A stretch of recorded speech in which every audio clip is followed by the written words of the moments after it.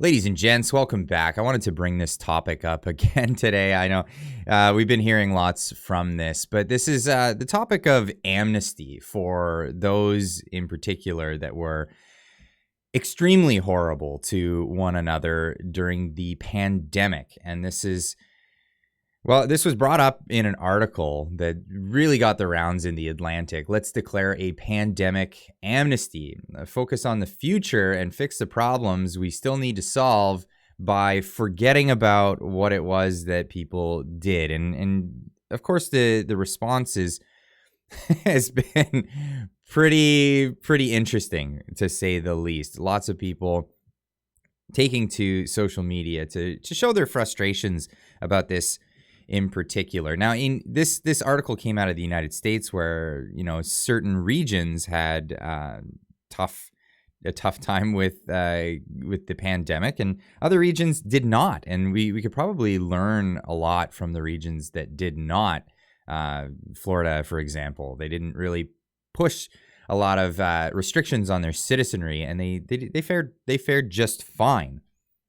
They fared just fine. But up here in Canada, we had different experiences depending on where we were situated in that whole situation. Notably, people in Quebec were treated extremely horribly by the government there. We had instances where, they had a curfew for a pandemic, because the pandemic knew exactly, what time of day it was, and said, hey, let's all come out at night, because when it's darker for some reason, you can get sick. So it was a really crazy time in our nation's history. And we had instances where people were taken from their home and beaten for the audacity of visiting their loved ones on the holidays. Last time I showed this on YouTube, I got in trouble, so I'm not going to show that video of that actually happening. But we even had the press, and I know the Toronto Star is usually the worst offender anyway, but here's an example. The Toronto Star, this was headlines. Here it is in the box, the Toronto Star box on the street. If an unvaccinated person catches it from someone who is vaccinated, boo-hoo, too bad. I have no empathy left for the willfully unvaccinated. Let them die, it says in a national publication. This was something that was published. Honestly, don't care if they die from COVID, not even a little bit. Being said, vaccinated patients do not deserve ICU beds. Simmering divide over who isn't vaccinated. And then another article over here saying no jab could mean no job for Air Canada employees. Well, Canada is really slow to roll these things back, actually, and probably one of the last nations in the world. We had mask mandates for our citizenry on airplanes longer than any other country in the civilized world. And yeah, it's just been a ridiculous thing. But people are saying, hell no to amnesty. And I can understand why a lot of people are really upset with even the insinuation of saying, well, let's just get over it and we'll have no apologies. We'll just move on and let bygones be bygones. Hey, we were in the dark, as they say. Well, a lot of people in the fringe minority, as they call it, as our government officials, our prime minister in Canada, called us for questioning their science and wanting to see the actual science, the science. But and here's the thing: a lot of us, our criticism was, well, why are you banning the people who are speaking out against it? Notable scientists and doctors were banned from social media for speaking out against this. It's unbelievable. But here's a start, and I put this on social media.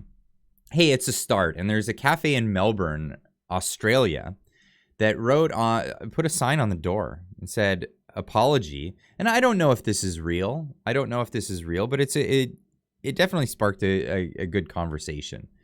But the sign reads, "Apology to the unvaccinated and vax coerced." So people who were pushed into it, who didn't willfully want to take medicine from the government, but were coerced into it, whether they were going to lose their job, their livelihood, access to schooling, a number of things. Last year we didn't know, says the sign. Well, I could say, well, it was a bit of willful ignorance on the part of a lot of people, but and the vitriol was definitely there. But anyway, last year we didn't know. The thing does not stop the thing from getting transmitted around the place. I don't know if I can. This isn't my opinion, YouTube overlords. Anyway, this is what's being written on this sign here. It does not protect others. We now know. We were wrong to exclude you, and I put, hey, it's a start, right? And I think we do need to move on as a society. Like, don't get me wrong. We do need to move on as a society. We need to bridge this divide that this whole thing has caused. The politicians in our country that have used this as a wedge issue to garner votes. It's disgusting, I know. And it's pushed people way too far over the edge. Way too far, to the point where they were condemning their fellow Canadians, right? This is horrible. And we do need to move on from this situation, but I do believe that some sort of penance, some sort of apology needs to be made on the behalf of people who did behave in this manner. I don't think that we can move on, just let bygones be bygones. Amnesty, as they're calling it. Now, interesting. What I found interesting was, the responses to this, and there was a lot of responses. So I'll go over some of these here. Joe Lyman says, "I understand the frustration many have, but if the dog finally does the trick, you reward it. Don't ignore it or yell at it for bringing it up." And I do agree with this. If people, and that's why I said this is a start. if people were excluded from society, I'm sorry, but you're gonna have to apologize to them. But when they do apologize, you can't bark back at them or punish them for doing the right thing and coming forward and apologizing. If it's a half-ass apology, like I'm sorry you got hurt over this, that's not an apology. But you know what I mean in this scenario. We were wrong to exclude, or they were wrong to exclude us because they realize how much money we spend and we ain't spending it at their place. So nope. Yeah, people are still really adamant that if they were excluded from a place, that's the end of it. And you know what? Sorry, people that did the exclusion. You're gonna have to realize that this is a thing. A lot of businesses were hurt, and you towed the line. You went against what people were actually saying. We went against your fellow citizens. If you get boycotted by people, or they just don't want to patronize your business, yeah, I'm sorry. That's a hard one to step over. I'm sorry. It should start with politicians. But the sad truth is most of them are not sorry and continue to support the speed of science. Seriously. I agree. I think the politicians need to come forward, but they won't. So maybe it's time we vote in some new people. Maybe it's time for a sea change and get rid of them all. And I'm not calling for any overthrows or anything. I'm calling for doing it democratically, whether it's their primaries or it's their voting them in for their party. The party elections happen all the time. Sign up. If you're a conservative or whatever, sign up for the Liberal Party. Go in and decide who's the person who's going to be running for that in your region. Why not? Get involved.